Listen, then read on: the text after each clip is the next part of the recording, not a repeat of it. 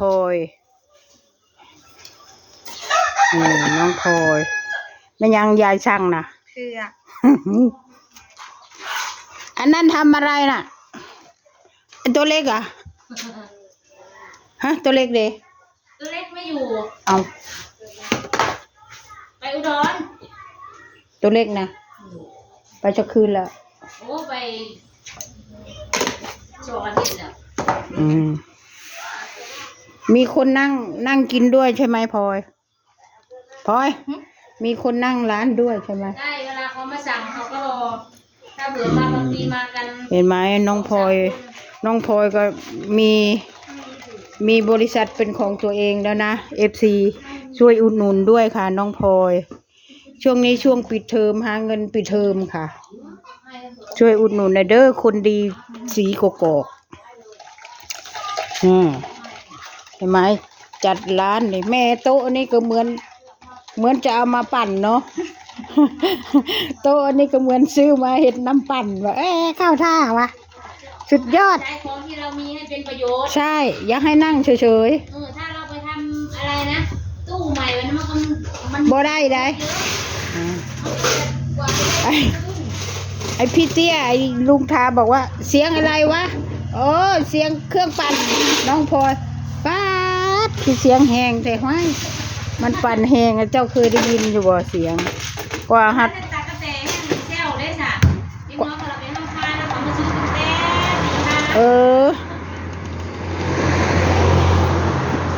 ตี 5พุแล้วนี่เห็นไหม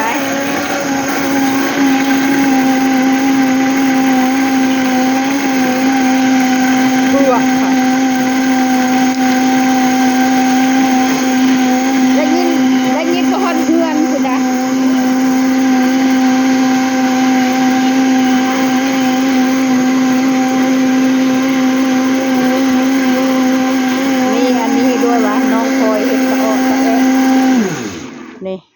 น้องพลอยเห็ดตะแอะเลยนะเป็นใช่ได้กี่หมื่นกี่แสนแล้วฮะยังไม่ได้นับยังไม่ได้นับ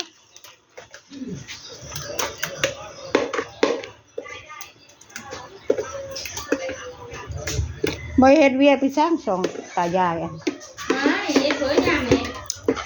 โอ้ยฮ้อนมากคือฮ้อนเถอะวะเพราะป้านโลกสิโตแท้อันนี้ก็จะกินอันนี้นะกินบดคุกอันได้พลอยหมายายนะ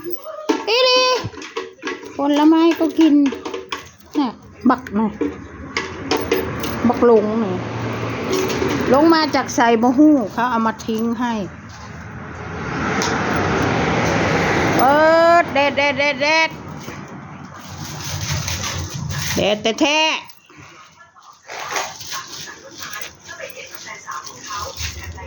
อันนั้น Wi-Fi มันล่มบ่มีนะไม่ได้เด้อเพราะภาษาไม่ได้คือดิบ่มันสีแดงแวบๆไหมแสดงว่ามันล้มโทรแม่เจ้าของมันมาเฮ็ดดูเอาบ่มาในหิเอามือได้วันนี้ขี้ข้านจ่ายค่าไฟแล้วเด้อ400โลดของค่อยค่ะคือเดียวอยู่บ่ฮ่าบอกให้มาเบิ่งในดูว่ามันเป็นอะไรวะนี่สักพักได้ยาแดงอะไรมึงตอนเช้าน่ะแดงมึงแม่งอยู่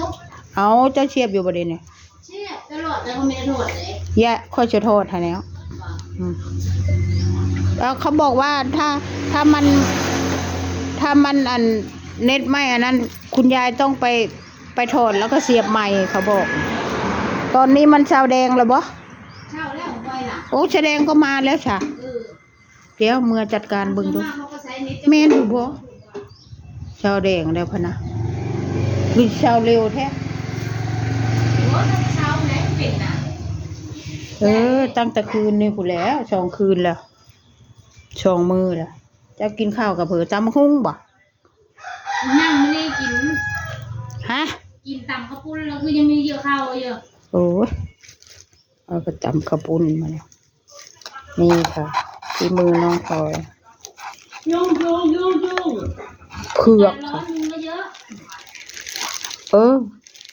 ธรรมดามันอากาศร้อนยุงไม่มีนะเนาะ ยุงได้เลย มันมาได้ยังไงวะยุงนี่ พ่อเลิกงานก่อนดิพ่อก็เลิกงานแล้วก็เอาลูกเข้าแล้วก็เอาแล้วนั่นมา โอ้ มันพวก แซ่บอยู่ มี ค่ะ น้ำหลัก หวานเชียบสดชื่น นี่ร้านน้องพอฮะจะกินก๋วยเตี๋ยวก็ไปกินเฮ้ยโอ้ยทุกข์เอ้ยย่างยังโอ้รถค่อยก็ตากแดดแท้ๆไปแล้วแม่ไปกินก๋วยเตี๋ยวน้ำแอดมิน ไปแม่ มันจะกินชาเขียวมันวันอ่ะ ชาเขียว เช้านี่กินชาไทย โอ้ นี่กินชาเขียว มีชาไทยคุณอุ๊บมีด้วยป่าวะ ชาไทย นายแบบ นายแบบชื่อชาไทยเด้อ เช้ากินชาไทยเมื่อบ่ายกินชาเขียว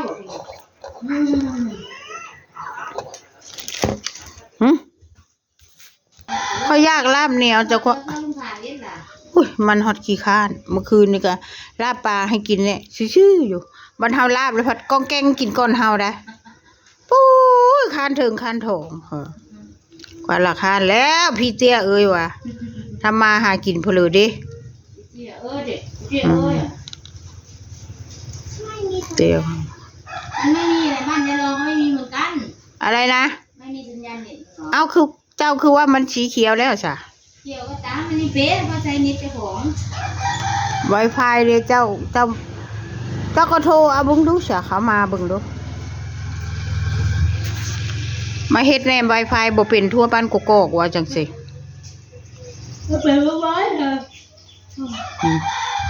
โอเคค่ะ มาซื้อน้ำปั่นน้องพลอยจะกลับแล้วมันแดดจานเพิ่นก็ได้โอ้รถค่อยแดดไปคนเด้อจบคลิปแค่นี้แล้วค่ะ